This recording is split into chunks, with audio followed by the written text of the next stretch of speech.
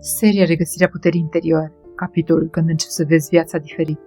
Episodul 2. Compasiunea care apare când înțelegi rănile oamenilor. Pe măsură ce începi să vezi tiparele emoționale din spatele comportamentelor, se produce o schimbare subtilă în felul în care privești oamenii. La început această schimbare poate fi greu de observat, dar treptat devine clar că reacțiile tale nu mai sunt aceleași.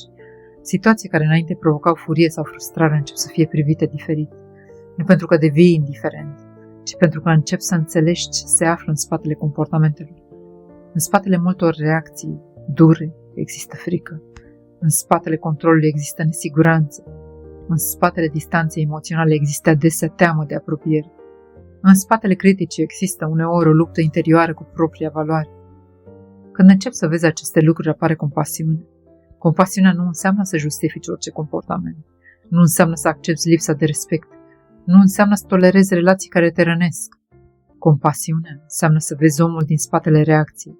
Să înțelegi că, de multe ori, comportamentele sunt expresia unor răni nevindecate. Această înțelegere schimbă modul în care te raportezi la conflicte. În loc să reacționezi imediat, începi să observi.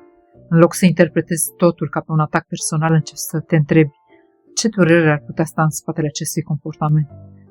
Această întrebare nu apare din slăbiciune, apare din maturitatea emoțională.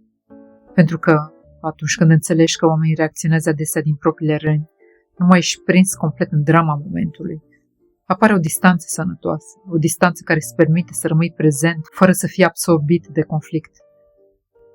În același timp, această perspectivă schimbă și relația ta cu trecutul.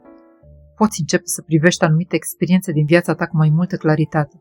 Situații care înainte păreau doar nedrepte sau dureroase încep să fie înțelese într-un context mai larg. Poate că anumite persoane nu au știut să ofere ceea ce aveai nevoie. Poate că și ele erau conduse de propriile răni. Această realizare nu schimbă ceea ce s-a întâmplat, dar schimbă modul în care porți acele amintiri. În loc de resentiment poate apărea înțelegere. În loc de rigiditate poate apărea acceptare.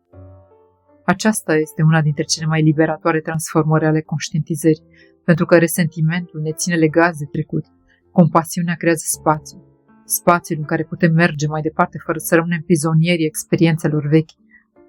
În același timp, compasiunea autentică include și compasiunea față de tine. Pentru că atunci când vezi rănile oamenilor, începi să vezi și rănile tale.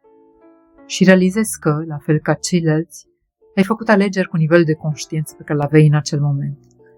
Această înțelegere nu te face perfect, dar te face mai blând, mai tolerant, mai prezent și, paradoxal, această blândețe nu te face mai vulnerabil, te face mai stabil, pentru că nu mai ești condus de reacții intense, nu mai ești prins în cicluri de conflict. În schimb, începi să răspunzi vieții dintr-un spațiu de înțelegere. Aceasta este una dintre formele cele mai mature ale puterii interioare. Puterea de a vedea dincolo de aparență. Puterea de a rămâne uman chiar și atunci când alții reacționează din rănile lor. Și în acest spațiu de claritate și compasiune, relațiile încep să se transforme. Nu pentru că îi schimbi pe ceilalți, ci pentru că tu nu mai reacționezi la fel. Iar atunci când reacția se schimbă, întreaga dinamică începe să se transforme. Acesta este momentul în care viața începe să fie trăită cu mai multă înțelepciune și cu mai multă liniște.